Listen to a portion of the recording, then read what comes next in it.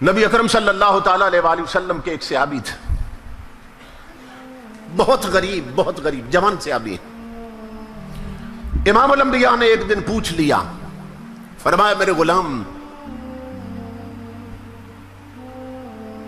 کیسے دن بیت رہے ہیں؟ عرض کی آقا برادری میں امیر لوگ بھی ہیں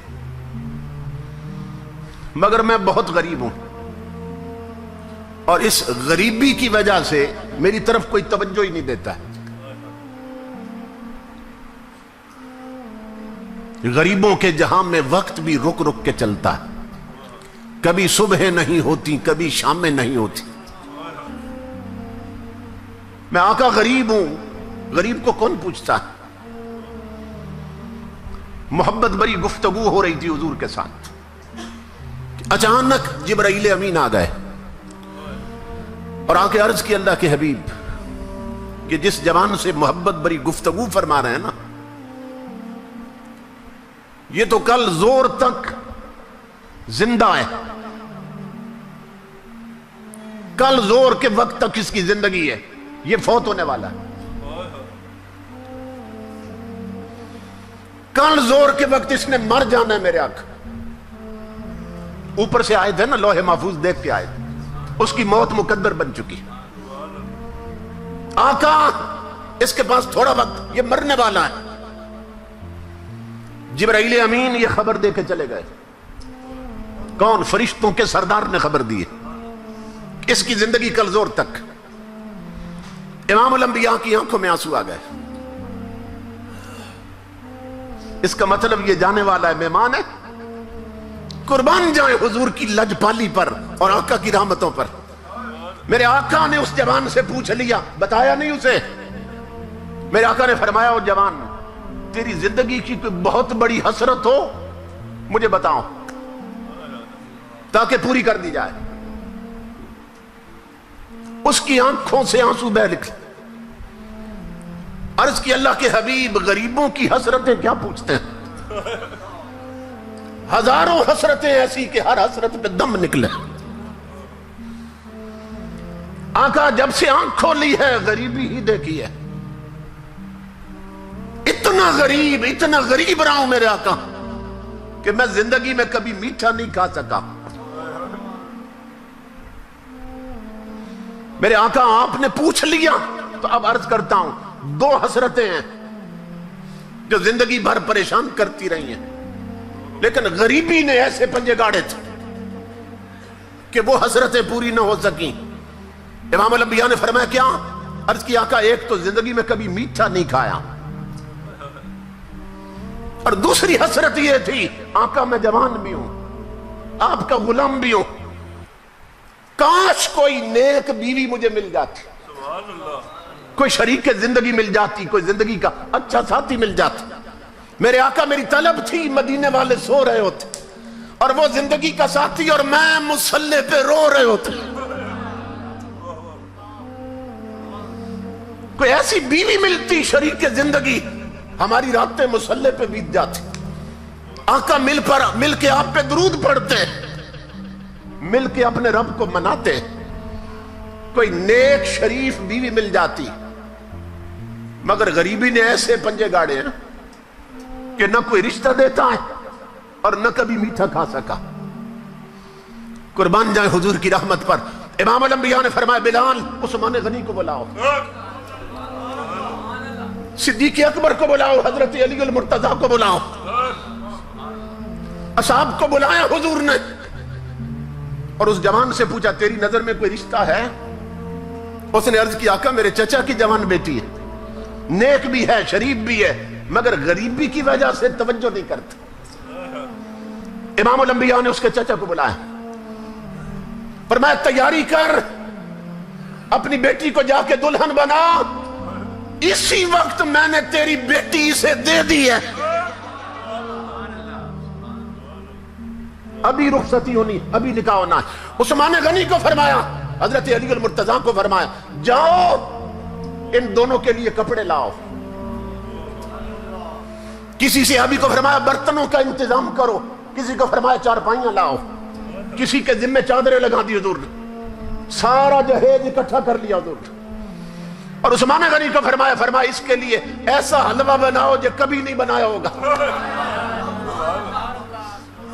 قربان جائیں کہ کل اس نے چلے جانا ہے، آج دونوں حسرتیں پوری کر دو اس کی۔ اتنا بھلا تو ماں نہیں چاہتی جتنا حضور چاہتے ہیں۔ امام الانبیاء کے غلاموں، مسجد نبوی میں اس کا ابھی حضور نے نکاح پڑھا دیا۔ ایک صحابی سے فرمایا تیرا گھر خالی ہے، تو اسے دیتا ہے؟ اور اس کی آقا قربان فرمایا اس گھر میں اس کی بارات لے جاؤ، دلہن بھی پہنچاؤ، حلوہ بھی پہنچاؤ، سامان بھی پہنچاؤ۔ امام الانبیاء کے غلاموں، سب کچھ پہنچ گیا۔ جب دوسرا دن آیا نا، رات گزری، تو امام الانبیاء نے ایک صحابی کو فرمایا تم زور کے وقت نا اس گھر کے پاس چلے جانا، وہ جس دولہے کی کل شادی کی ہے، اور تم عصر تک نا گھر کے گرد چکر لگانا، اس گلی سے گزرتے رہنا، اور سننا کہ اندر سے رونے کی آواز تو نہیں آئی، اور جو ہی رونے کی آواز آئے مجھے بتانا تو نے آ کے۔ تاجدار انبیاء کے غلاموں، وہ صحابی عصر تک باہر ہے،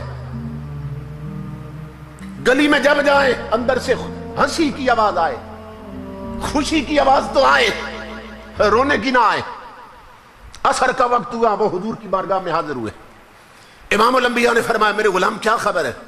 عرض کی آقا وہاں تو کوئی رونا نہیں ہے، اندر سے تو ہنسی کی آواز آ رہی، اندر سے تو خوشیاں پنپ رہی۔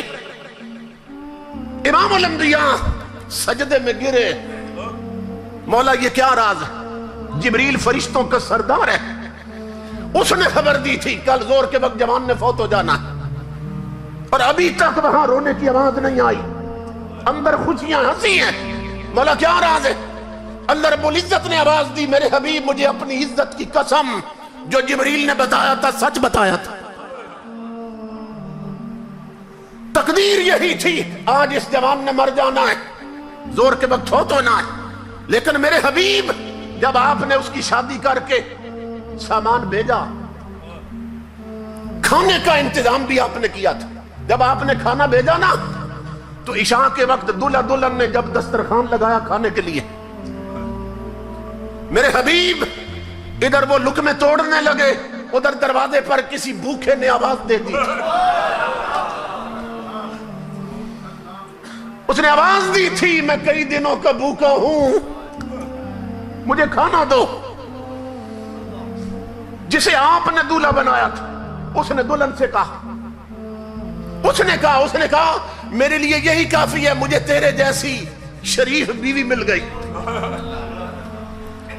یہی کافی ہے کہ تیرا نکاح حضور نے میرے ساتھ کیا، تو اگر تو اجازت دے تو یہ سارا اٹھا کر فقیر کو نہ دے دے۔ اللہ رب العزت فرما رہا میرے حبیب جو میٹھا اس نے کبھی نہیں کھایا تھا آج ملا وہ بھی اس نے میرے نام پہ دے دی۔ تو جب روٹی اور حلوہ پہنچا نا فقیر کی جولی میں، فقیر نے ہاتھ اٹھائے، مولا ان کی خوشیاں سلامت رکھنا، اس جوڑی کو خوشیاں دینا، انہیں اولاد دینا۔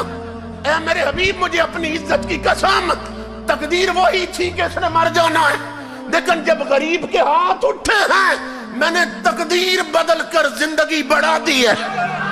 نعرہ تکبیر، نعرہ رسالت، نعرہ رسالت، نعرہ حیدری، تاجدار ختم نبوت، عظمت و شان مصطفیٰ کریم۔